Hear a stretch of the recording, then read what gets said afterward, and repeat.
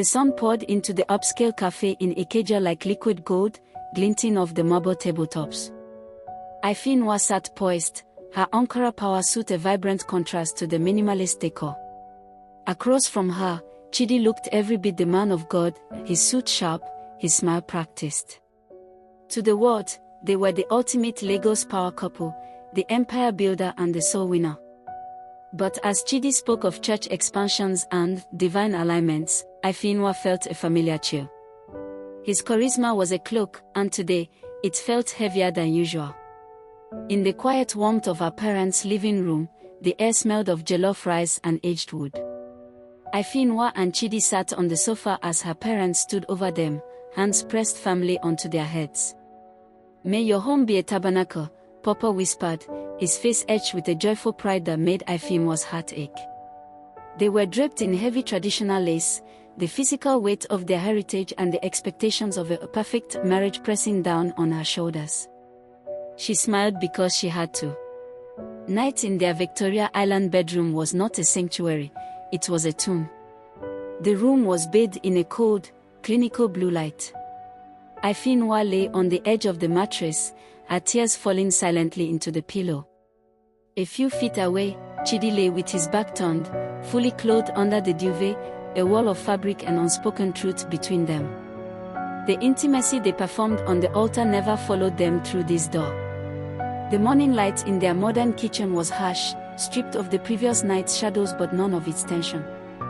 Ifinwa stood by the counter, her eyes searching for a crack in Chidi's armor. He sat at the island, staring intensely into his teacup, refusing to meet her gaze. The silence was deafening. "How long, Chidi?" she asked. He didn't answer, he just took a slow, deliberate sip of his tea, leaving her words to hang in the air like smoke. Lekki Mall was a whirlwind of shoppers and bright displays until she saw him. Ifinwa bumped right into a man whose presence felt like home. It was Kofi.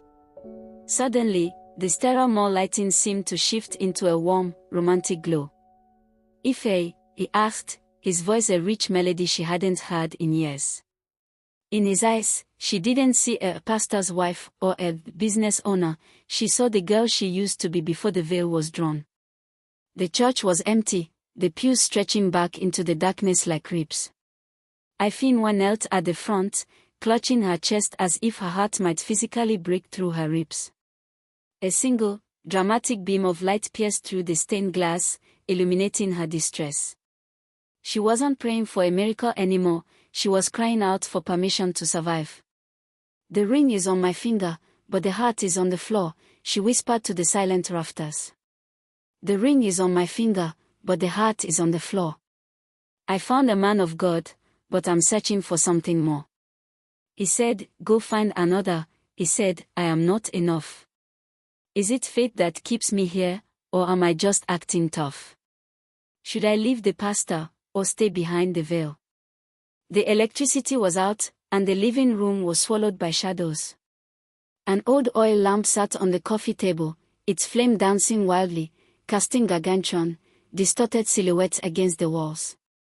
Ifinwa stood tall, her shadow looming over Chidi, who sat huddled on the sofa, looking defeated.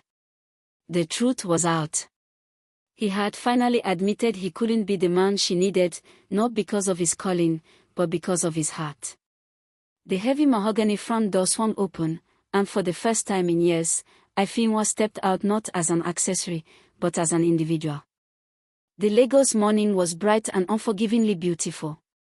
She wore a dress of fire orange and deep teal. Toby, her daughter, didn't feel the weight of the house, she simply ran ahead, her laughter echoing against the pavement as she chased the sunlight. In the heart of a vibrant Lagos market, Ifinwa was in her element. She moved between vendors with a radiant, easy grace, her laughter mingling with the haggling and the music.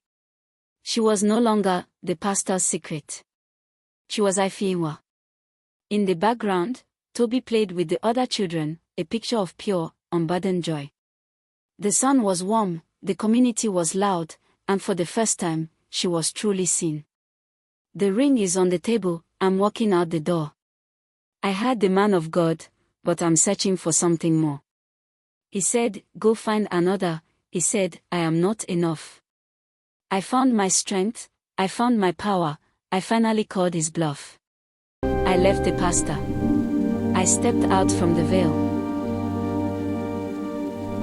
Some stories are painful to tell, but necessary to hear. If this story touched you, like, share, and subscribe. Because here at the Talking Baobab, when the night listens, no voice is forgotten.